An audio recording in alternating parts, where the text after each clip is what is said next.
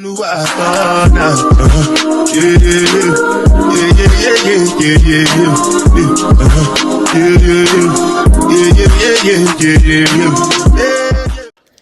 guys, welcome back to the channel. It feels good to be back. As I mentioned in the previous video, I was debating, but I am back. Yeah, I cannot be disobedient to God. I'm gonna keep sharing my testimony, sharing what flows within me. So today's topic is making peace with the past. So the scariest thing about the night is actually not the dark, but is the part of herself that we met in it. And I'm not sure why we're afraid of sharing our emotion or sharing what we're going through behind closed doors. And don't get me wrong, I used to be scared, not because I was scared, but out of protection or survival to avoid more abuse, if that makes sense. But we're all going through something behind closed doors. And mine was the silent abuse that I was facing at home daily, the inability to be my authentic self. And I told myself, this needs to stop. It needs to stop. For years, I was fighting to just be myself, and just that gave me anxiety, depression, wanted me to end my days and everything. But I realized that it was about time to make peace with my past. And it's hard because when you go through so much stuff, you get angry. You have that rage within, you have that resentment within, not towards others, but towards yourself. And honestly, I'm not even mad at people that hurt me in the past. They were my greatest gift in life. And why do I say that? Because they opened my eyes, right? Even my mom, I have absolutely nothing against her. Love her from the bottom of my heart. But my destiny is more important than the dynamic or whatever is going on between us. And I found that the hardest thing was to forgive myself for how I let people walk all over me, how I let people take advantage of my kindness and everything, how I was never allowed to be selfish. And I got told many times, no, Val, it's not like that. You have to be the greater person. Greater person for who? Greater person to suit others' comfort and emotion over my own? No, this was never who I was. And yeah, I'm back home. So I suppressed those emotions for years until my soul was nah, we're not doing this anymore. Cross the boundary, you're out of my life. I don't have time to lose. And I went through the most difficult exercise, in my life. And that exercise was to list all the things that I've been through since childhood until XYZ year. And for me, it seemed like a simple exercise, but I was actually delaying it for days. All I could think about was jumping off the balcony and everything for about a week or so. And one night it hit me so bad, the rage, the anger, the resentment for all these years. And in the past, I've made a list of all the people that hurt me deeply. Sorry guys. I made a list of the people that hurt me deeply, and it was easy to do because in my heart I forgave them. Even if there are none in my life anymore, it's all love here. I just wish you well, hope you heal, let's move on. But to forgive myself seemed impossible. And everything changed when I did that exercise. I had to go through it. I couldn't run away from it. So from the time that I was told to do it until I actually did it, like I said, I was delaying it. And I had the voice of my abuser reminding me, take your life away. No one is there for you. Your life don't matter. God abandoned you. He doesn't love you. What are you doing? You're condemned because of your past. You messed up and there is no way out. Kill the pain by jumping. That's all I could think about. And the first half of my life, well, I don't want to say half because I want to live long, but the first years, I could say, of my life has only been tears, sorrows, and I truly started to believe that there was no way out. I started doubting God, keeping myself busy with everything and everyone. I was doom scrolling on social media just to avoid my facing my shadow. And with tears, I kept saying like sure to every post that would speak life, that would speak about God. And that sure was not about like, yes, I believe in God, like He can do it all. It was more like I'm starting to lose faith in God and His promises. I kept searching for an escape. I ended up crying over and over, panic attacks and all. So I fell into a profound sleep, and I woke up more relaxed but quite still on edge. And I knew that I needed to channel that rage or anger somewhere. And that anger was just a message. So I took my notebook and wrote down all the things that I've been through. And at the end, I wrote, I forgive myself. And even though I did it, like I still had that doubt, that shame.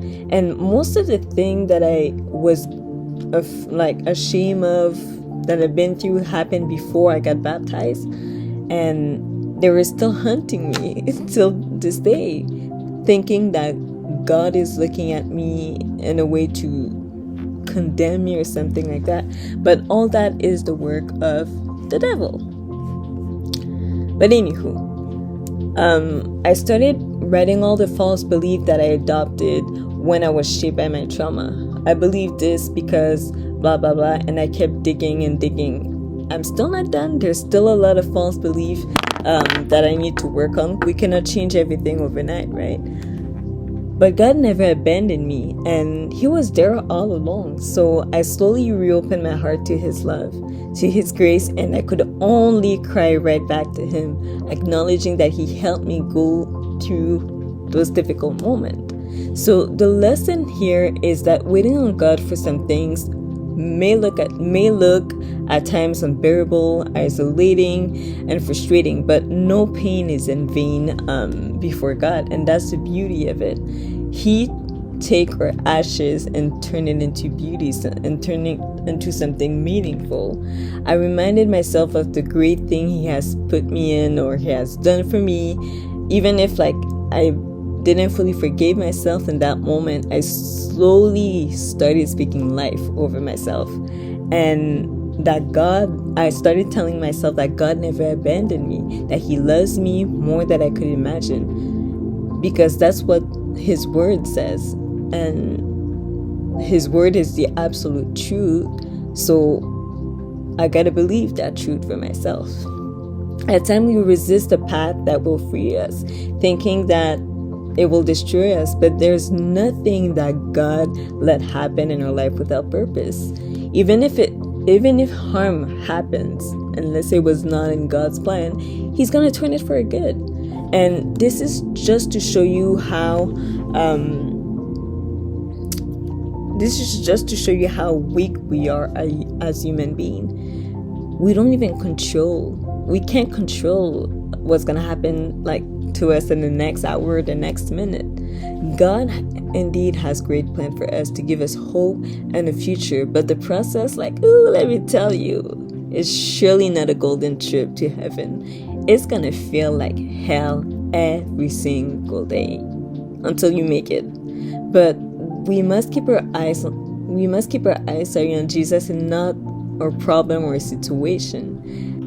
So just like David and Goliath, David didn't pray about his problem. He didn't complain about how big Goliath is. No, he told Goliath how big his God is.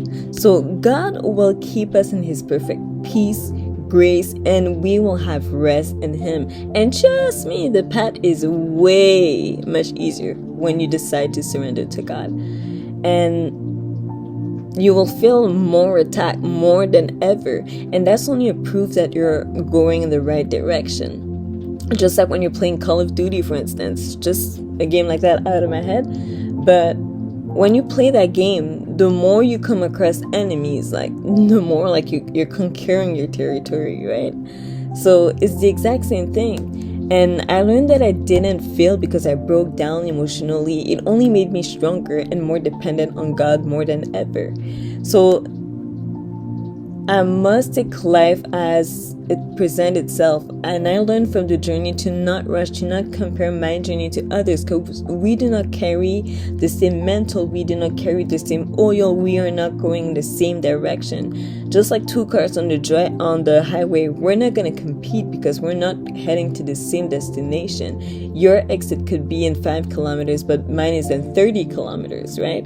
So how foolish would it be for us to compete or compare ourselves to each other?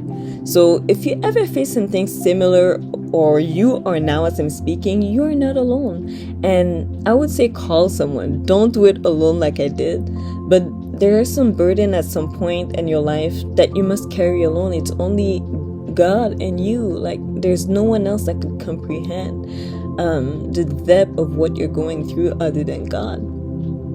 So as much as I'm like, yes, call someone, but at the same time, like, you gotta reflect and see the patterns in your life, that there's some things that you're dealing with. It's only through God that you could be redeemed, you could find salvation, you could be renewed in a way that you would never imagine possible. Because when I look at myself today and I'm here, I'm like, ooh, God, show me more. Like, I want to stay on that path. Show me more. No matter what comes my way, whatever needs to be done according to your will for my life needs to be done. So the transformation now, I feel lighter, feeling like I'm finally back home. Back home where? To myself. And my previous self was impulsive, unguarded, nice, agreeable, passive, and it was never the version of me that God intended me to be. Like, outside the home, that was the mask I was wearing on. I don't, due to fear of rejection or abandonment of whatever reason. But inside the home, even growing up, I was never that passive. I would address all the things that were not logical, all the things coming from abuse and everything. And that's why they considered me as the black sheep of the family, or I was excluded from family activities because I was speaking the truth. I'm not here to compromise my faith, my belief, to make others comfortable in their dysfunctionality, sorry. Because if I let that dysfunctionality come close to me, it's going to affect my life. So either we fix the situation to keep the bond, or we separate. It's really that simple. So all that to say, I just want to tell you that there's hope at the end of the tunnel. It's still hard at times. Believe me, I'm not going to pretend that it's easy, but we must hold on, and I must hold on to God's promises with hope, love, because if I don't, I may deprive myself from a future, from a good future that God had for me, that I could potentially experience. The Bible says in Lamentation 3 verse 22 verse 23, the steadfast love of the Lord never ceases. His mercy never come to an end. They are new every morning. Great is your faithfulness. Many people came my way and condemned me for stuff that I've done in the past before I got baptized. And that's the thing. When God renew you in a way that you never thought possible, He gives you a new identity. You no longer function on the things of before, of the things of the past. You function on that new frequency, that new identity that He has given you. And I would tell those people, I'm not my past anymore. Like, Jesus dropped the charge. Why are you holding the charges to my head like that? Like, what? Why don't you focus on your own lane? Like, if you have that time to focus on my past, it's probably because there's nothing happening in your life with more than... Anyways, I'm gonna stop here. But a lot of people had opinions about me, opinion about the old version of myself that they knew. And like I said, I got baptized, I got that new identity. And this is just to show you to let God govern your life. Do not let naysayer people's opinion rule over what God has spoken over your life. Romans 8:1 says, therefore, there is now no condemnation for those who are in Christ Jesus. If God forgiven my sin, who are you to cast my sin on me? I am at peace with my past. I want to move on. I want to live in the reality and the calling that God has spoken over my life, even before I came on earth. So, and Romans 8 verse 18, so the same chapter, it says, for I reckon that the sufferings of this present time are not worthy to be compared with the glory which shall be revealed in us. That's the very thing we're escaping. It could be the very thing we need to set us free. So reminder that you are too valuable to play about yourself. Never forget that. God made the greatest sacrifice by sending his only son to die for you on the cross. So if God sent his only son as a sacrifice to die for you, how much more valuable are you in his eyes? The gospel in forward, his life for mine. It's really that simple. So I pray that God helps you fight the battles that you don't talk about, and that he gives you the strength, the courage to rise above the storm just like an eagle. Subscribe to the channel for more faith-based content, and let's all rise together. Stay blessed.